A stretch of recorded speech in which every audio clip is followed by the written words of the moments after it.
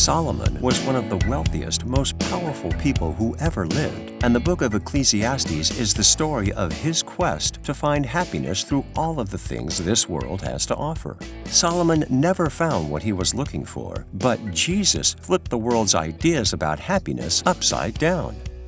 Now, if you could be famous for something, what would you choose? Would you be a professional athlete? Or would you be in the movies? Would you be a world-famous singer? Or would you become the world's top yo-yo champion? King Solomon was a huge celebrity. He was constantly surrounded by people who revered him, and he looked for happiness in the love and admiration of others. Now, God was not okay with this, but Solomon had hundreds of wives. He also had lots of friends and 4 children that we know about. He had guards who protected him with their lives and servants who would grant his every wish and an entire army at his command. He was a popular king, admired by his people as well as kings and queens from other nations. But still, all of this approval and admiration never brought Solomon true happiness. In the Beatitudes, Jesus flipped the idea of finding happiness in the approval of others upside down when he said, "Blessed are the meek, for they will inherit the earth." Matthew 5:5. Meek is a word used to describe a person who is quiet, gentle, and shy. And Jesus said that people like this can experience true happiness because one day the world will be given over to them.